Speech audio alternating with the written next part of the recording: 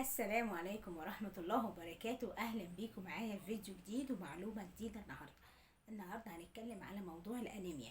طبعا كلنا أولادنا بيروحوا المدارس وبيروحوا الكليات وبيقضوا ساعات كتير بره، ومهما كان برضو أكل الشارع مش زي أكل البيت اللي هو طبعا هيبقى مغذي، فبالتالي بيجي لهم أنيميا في الفترة اللي بقى فيها في الدراسة. فعايزين بقى حاجة كده يشربوها أول ما يجوا، بحيث إن هم مثلا يعوضوا الوقت الطويل اللي هم فقدوا فيه الفيتامينات في البيت. طب انا ممكن اعمل مشروب، ممكن تبدليه باي حاجة تانية موجودة عندك في البيت. لو انت مخزناها في التلاجة او موجودة في الموسم بتاعها. يعني مثلا انا هنعمل العصير النهاردة ممكن تقدري تبدليه في الشتاء بالفراولة، بتبقى في الموسم بتاعها، او لو انت عامله لها خزين في التلاجة بنفس الحال. تفرميها في الخلاط مع المية اللي احنا هنستخدمها دي معاها.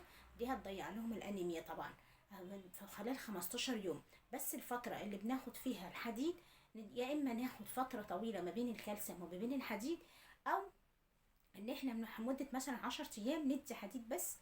ونبعد عن الالبان شوية اللي زي الجبنة والزبادي واللبن، نبعد عنهم بس كده لمدة 10 ايام كده، وبعد كده بنرجع ناخدهم عادي. عشان الفترة ديت بتخليك لك ايه الانيميا، بتبقى ايه مش عايزة الكالسيوم، ما بيتفقوش هي والحديد مع بعض. طيب وتقدري تبدليه كمان في الصيف، مثلا بيبقى موجود عندنا البرقوق الاحمر. تفرميه نفس الحكايه وبتحطوه مع الميه دي. الميه دي مغذيه جدا جدا جدا. عايزين كده تبقى خدودكم حمرا كده ووشكم احمر، استخدموا الميه دي. طب لو انتوا عايزين مثلا نكهه الميه دي اولادكم بيحسوا بيها او اطفالكم، طب احنا نضيعها ازاي؟ تقدري تحطي نكهه فانيليا لو هم بيحبوا نكهه الفانيليا جدا، او بيحبوا مثلا نكهه البرتقال. تقدري تجيبي شربات البرتقال وتحطيه على الميه ديت، وتقلبيها لحد ما تحبي تدوقي كده في الميه، لحد ما تحسي بس قبل ما تحطي فيها اي تحليه. فعشان تحسي ان الطعم بتاعها راح، فتدوقي الاول، عشان طبعا الشربات اللي انت هتحطيه بيبقى محلي، ما تزيدش معاكي الحلاوه بتاعت العصير شويه. بتدوقي كده بتلاقي طعم الطعم بتاع الميه دي راح، خلاص بتوقفي بقى الشربات على كده، او شربات الفراوله او شربات البرتقال. تقدري تحطي النكهه اللي هم بيحبوها. وتقدري كمان في الشتاء تستخدمي الفراوله زي ما انا قلت والبرقوق. ودلوقتي هنستخدم عصير ايه؟ عصير الرمان. بس هنستخدم ميه مفيده جدا. الميه ديت بمكون واحد بتجيبيه، يا اما بتجيبيه وهفضل ان انت تجيبيه في الشتاء وتخزنيه، بيبقى طبعا افضل من بتاع الصيف. زرع في الصيف ما بيبقاش فيه المادة الحمراء والمادة الحديد كله اللي فيها قد بتاع الشتاء. بتاع الشتاء بيبقى ما شاء الله احمر كده وورد وحلو جدا. حلو جدا لدرجة ان ايديكي بتتبهدل وكلك بتتبهدلي، وبيعملوا منه ماسكات بيحبوا يحمروا بيها وشوشهم، وانت عارفين الحاجات دي. وانا كنت قدمت منه برضه قبل كده في القناة في الشتاء مع الفراولة. انا اتمنى بقى انك تشوفي الفيديو للاخر وتشوفي كل التفاصيل، وتتعلمي ازاي ان انت هتحطيه في الفريزر، او هتحطيه ازاي بالنكهه، وتحليه بايه؟ تحليه بعسل، تحليه بسكر باللي انت بتحبيه. بس انت اهم حاجه عندك ان انا زي ما قلت لك كده تاخدي العناصر، اللي انت ما تاخديش الكالسيوم مع الحديد شويه، اما تاخدي الحديد بالليل والكالسيوم الصبح. تفرقي كده. كانوا بيقولوا لنا زمان لما كنا بنبقى حوامل، يقول لك ايه؟ الكالسيوم الصبح والحديد بالليل، او تعكسي. المهم ان انتوا ايه؟ تعكسوا في الفتره ديت، وتحاولوا تبعدوا عن البقوليات اللي زي الفول، واللي بيطلع منه مثلا زي البصاره، بلاش الفتره دي. والطعميه طبعا، اي مشتقات من مشتقات الفول سواء كان مدمس، بصاره، طعميه، نحاول نبعد عنه، لان ده كمان برضه بيزود معانا الانيميا. ومش عايزين ولادنا كده تبقى حلوين ومردين وقادرين كده، عشان النبي بيساعدهم في الذاكره. يلا بينا بقى نشوف الفيديو بتاعنا وندخل عليه، واقول لكم يلا اتفضلوا معايا في الفيديو. بسم الله الرحمن الرحيم، والصلاة والسلام على خير المرسلين. أهلا بيكم معايا في فيديو جديد. اللهم صل وسلم وبارك على سيدنا محمد وعلى آله وأصحابه أجمعين. اتفضلوا معايا يا جماعة، أحلى عصير بجد، بيبقى حاجة مفيد جدا وطعمه حلو جدا. الناس اللي مش بتحب طبعا نكهة المية ديت تقدر تغيرها بأي شربات هي بتحبه.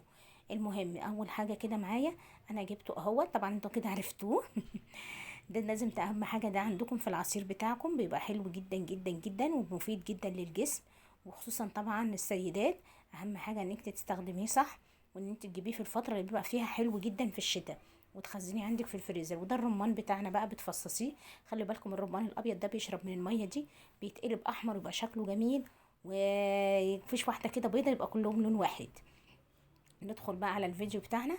هو كده خلاص اتفسر معاكم، وطبعا انا مش محتاجه ان انا اقول لكم قاعده، هي خلاص كده. خلاص انا هاخد الميه بس اللي فيه مش هاخد البنجر زي ما كنت واخداه قبل كده في الفيديو بتاع الشتاء، كنت حاطه كده حته بنجر مع الفراولايه عشان يبقى العصير تخين كده وحلو كده. تحليه بالعسل ويبقى ده افضل، عشان الفيتامينات حلوه جدا في العسل، فدي تساعدك ان انت ايه، يتحلى كده احسن من السكر.